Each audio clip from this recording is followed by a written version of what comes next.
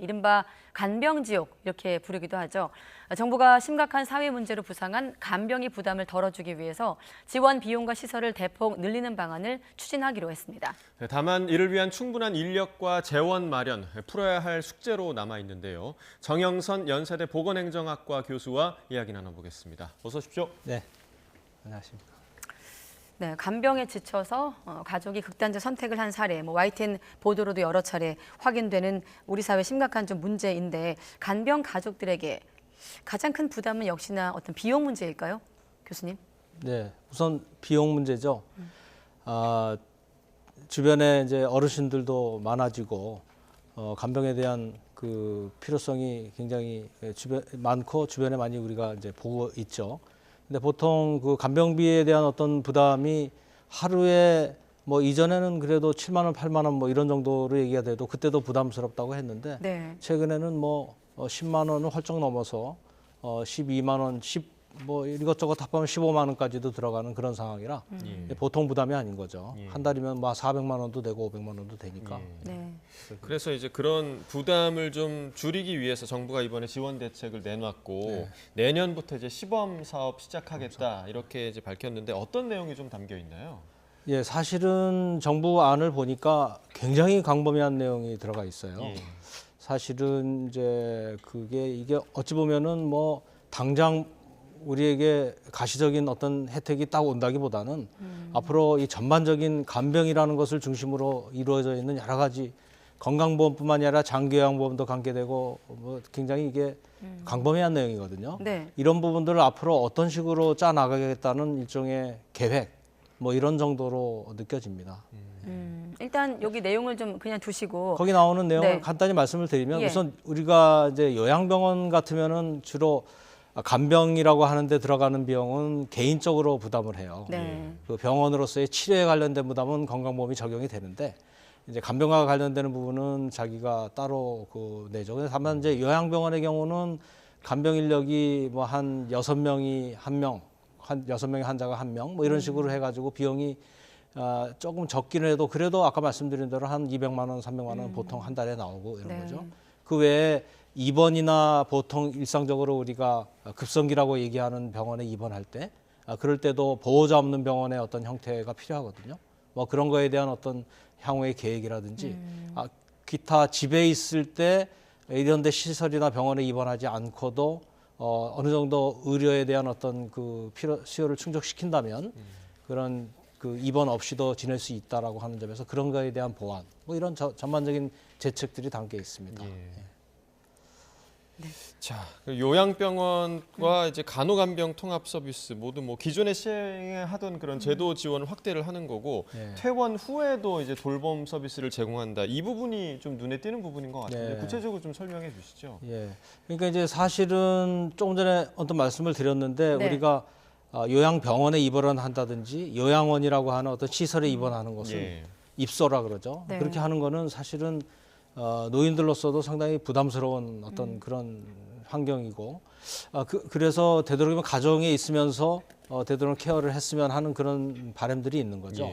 근데 사실은 그렇게 하려면은 집에 있으면서 어떤 의료에 대한 기본적인 수요를 충족시킨다든지 아니면 간병에 대한 여러 가지 돌봄에 대한 그런 수요를 충족시킬 수 있는 정도의 서비스가 제공이 돼야 돼요. 가족들이 하는 것도 한계가 있고 네. 그렇게 되려면 그걸 지원하는 체계가 마련돼야 되는데 이 부분도 그렇게 쉽게 하겠다고 해서 되는 것이 아니거든요. 인력도 그렇고 시설도 그렇고 여러 가지 시스템이 있어야 되는데 그런 것에 대한 계획을 정부가 이번에 낸 거라고 보면 네, 됩니다. 그 계획표를 놓고 교수님과 하나씩 들여다보고 있는데 네. 일단 간호간병 통합병동에는 중증 환자를 위한 전담 병실도 도입한다고 했거든요. 이건 어떤 개념인가요? 그러니까 이제 간호간병 통합 서비스라는 그 용어가 일반인들한테 상당히 낯설 텐데 그냥 쉽게 얘기해서 보호자 없는 입원입니다. 이건 보호자 일반 없는 병원의 병실. 얘기인 거죠? 그렇죠. 예. 그런데 그것을 전체적으로 시행하는 데는 상당히 많은 돈뿐만이 아니라 서비스가 제공되는 그런 게 필요해요. 그래서 지금 현재 하고 있는 것은 이미 2015년부터 그 일부 병동에 대해서만 그런 보호자 없는 것을 입원을 가능하게 이렇게 하고 있습니다. 근데 이거는 자발적으로 진행을 하는 것이고 해서 일부 진행을 하는데 이번에 정부에서는 이제 이 문제가 사실은 굉장히 급합니다. 이 문제는 어찌 보면 우리나라의 그 아직 입원 체계나 이런 것이 선진국 수준에 가지 못한 좀 원시적인 체제죠. 입원하면서 당연히 입원하면은 그것으로서 병원에 맡겨야 되는데 네. 자기가 개인적으로 간병 인력을 고용을 해야 되고 그렇지 않으면 가족이 가서 돌봐야 된다는 거는 굉장히 원시적인 형태거든요. 예. 메르스나 우리가 사스나 이런 데서 보듯이 전염병의 문제도 있고요. 코로나 때도 보듯이. 그래서 이제 이런 체제를 없애는 게 사실은 가장 급하고 그래서 그것을 위한 시범 사업이 2015년부터 진행이 되어 온 거예요. 네. 근데 사실은 이제 그렇게 하려면은 어떤 병원에 입원을 하면은 보호자 없는 병원으로 이렇게 유지가 돼야 되는데 그렇게 하는 거로 진행하지 않고 전체를 하기 부담스러우니까 병원 안에 어떠한 병동은 보호자 없는 병동이다 이렇게 진행을 했어요. 지금 예. 현재 현재 그렇게 그렇게 되고 있죠. 하는 예. 그래서 이 부분들이 사실은 앞으로의 진행은 이번 발표안에도 일부 있습니다만은 네. 아직도 계획인 거죠. 그래서 저는 그것이 좀 더 확실하게 해야 된다는 생각이고 네.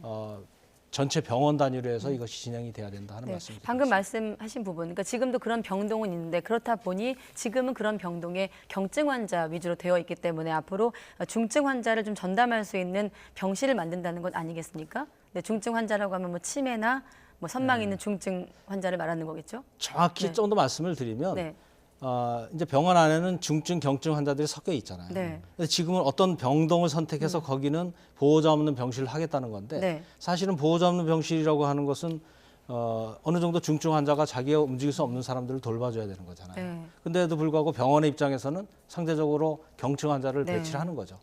그런데 지금 정부가 발표한 안은 그것과는 좀 궤를 달리합니다. 사실은 우리가 ICU라든지 집중 치료실이라든지 네. 중증 환자들이 있는 곳은 원래 그 환자들이 가족들이 들어가면 안 돼요. 이제 그런 부분을 보다 확실히 하겠다라는. 그래서 거기부터 일단 언급을 하고 있는데 네. 제가 보기에는 지금 현재 우리나라의 간호 인력의 그 이제 공급 수준이나 이런 거를 봐서는 보호자 없는 병원에 대해서 이렇게 시범 사업으로 자발적으로 확대하는 차원보다는 일정한 기간을 정하고 그것을 보호자 없는 병원을 결정하고 목표로 해서 확대해 나가는 그런 과정으로 바뀌어야 된다는 생각이에요. 지금 이렇게 잠깐 간호 인력 얘기를 해주셨으니까 이렇게 갑자기 뭐 지원을 늘려도 예. 간호 인력 수급에는 좀 문제가 없을까요? 어떻게 보세요? 그러니까 잠깐 다른 나라 비근한 이제 일본 같은 경우에 네. 이런 보호자 없는 병원이 만들어진 게 법적으로 성립이 된 게 1994년이에요. 그리고 3년에 시행을 해서 1997년에 전체 병원에 대해서 보호자 없는 병원을 실현을 했습니다. 예.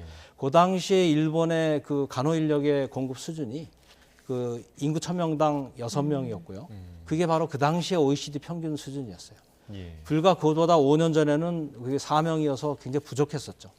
즉 그건 뭘 말하냐면 우리나라도 이미 인구 1000명당 간호사 숫자가 8명으로 올라와 있기 때문에 예. 네. 인구 대비로 보면 보호자 없는 병동을 할 수 있는 여건이 어느 정도 마련돼 있습니다. 그래서 이 부분은 계속 이런 시범 사업이나 이런 형태로 가기보다는 본격적으로 가장 우선적으로 이번 발표에서 여러 가지가 다루어지고 있지만 보호자 없는 병원을 가장 우선적으로 진행을 해나가야 될 거라는 그런 생각을 말씀드립니다. 지금 정 교수님과 함께 간병비 부담 경감 방안 정부 정책을 놓고 아까 교수님께서 계속 계획표라고 강조하고 계시거든요. 네. 아직은 계획 단계이기 때문에 다시 한번 경감 방안 화면에 띄워봐 주시고 지금 시범 사업을 거쳐서 2027년부터 시행할 예정이지 않습니까? 아직 계획 단계인데 전문가로서 지금 우리 사회가 돌봄 노동 또 이로 인한 간병 문제가 심각해지면서 이런 대책이 나왔습니다만 피부에 와닿는 좀 정책으로 가려면 이 단계에서 좀 뭘 더 면밀하게 좀 고민해야 되는 겁니까? 사실 지금 나오게 된 이런 정책이 발표된 것을 보면 굉장히 아직은 정치적이에요. 우선 처음에는 민주당에서 총선 1호 공약으로 간병비 부담을 해결하겠다 이렇게 얘기를 했고 네. 다시 이제 최근에 정부가 특히 대통령이 나서서 간병비 대책을 세워라라고 얘기를 했거든요. 네. 그러나 간병비 대책이라고 하는 것은 우리 의료나 우리가 장기요양보험이나 이런 쪽에 거의 전체라고 볼 정도로 중요한 거예요. 네. 돈은 뭐 정말 몇십조가 들어갈지 모르는 1년에 그 정도의 어마어마한 겁니다. 그래서 이거를 어떤 한 정부나 단기간에 뭐를 갖추고 이런 개념이 아니에요. 그래서 말씀드리기 굉장히 많고 저기 나온 내용들은 그중에 일부인데 요양병원만 해도 지금 1,500개 되는 병원이 다 요양병원으로 불려지고 있고 네. 거기는 간병에 대해서 전혀 전액 개인 부담으로 돼 있는데 네. 여기에 들어가는 돈을 굳이 따지자면 지금으로만 해도 거의 10조, 15조 원이 들어가고 있고요. 예. 개인 부담이. 만약 이것이 장기요양보험이나 건강보험에서 해주게 된다 그러면은 또 더 늘어나죠. 그래서 이건 단순히 해준다 안 해준다 정치적으로 얘기하는 차원은 그거 좋습니다. 정치인들이 어떤 동력을 제공하는 거는.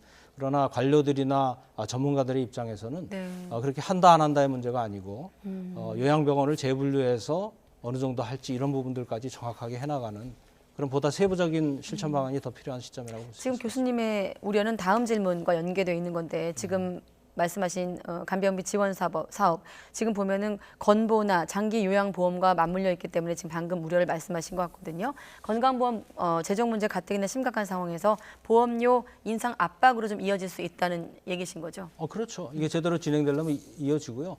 가장 우선적인 거에 대해서도 조금 전에 여쭤보셨는데 가장 우선적인 거는 아까 말씀드린 대로 급성기에서의 보호자 없는 병원을 실현하는 겁니다. 굉장히 지금 현재 원시적이기 때문에 네. 그것부터 해나가야 되고 그것을 일본은 90년대에 이미 다 달성을 했다는 거죠. 그래서 그것을 위해서는 지금은 간병비를 얼마를 이런 차원이 아니고 병원에서 간병 인력들을 다 고용을 해서 네. 우리가 입원을 하면 간병 인력을 따로 고용을 하고 이런 문제 없이 그냥 입원하고 나오는 거죠. 그렇게 되면은 건강보험이나 장기요양보험에서 이제 특히 병원의 경우는 건강보험인데 건강보험에서 거기에 대해서 입원료를 지불해주고 우리는 본인 부담금만 내면 끝이에요. 네. 그러면 병원이 그 돈을 가지고 간병 인력을 고용하고 간호원과 간호사와 그 간호조무사들을 활용하고 해서 입원 들어오면은 환자가 보호자 없이 당연히 서비스를 받고 퇴원을 하는 그런 절차를 그러니까 만들어낸다는 거죠. 그 간병비를 지원하는 차원이 아니라 아예 병원에서 간병인을 구인하고 관리할 수 있도록 하자. 그렇죠. 네. 그게 모든 나라들이 하고 있고요. 네. 병원의 경우는 그게 정상적이고 그것이 우리가 흔히 말하는 보호자 없는 병원이고 지금 좀 어려운 용어지만 간호 간병 통합 서비스라는 게 지금 그거를 얘기하는 거예요. 예. 뭐 아직은 계획 단계긴 하지만 이러한 제도들이 언젠가 이제 자리를 잡게 되면 그럼요. 그렇다면 환자 가족들에게는 뭐 재정적으로 얼마나 좀 도움이 될까요? 이제 그러니까 일단은 가장 입원을 그 부모님이나 주변에서 할 때 고민이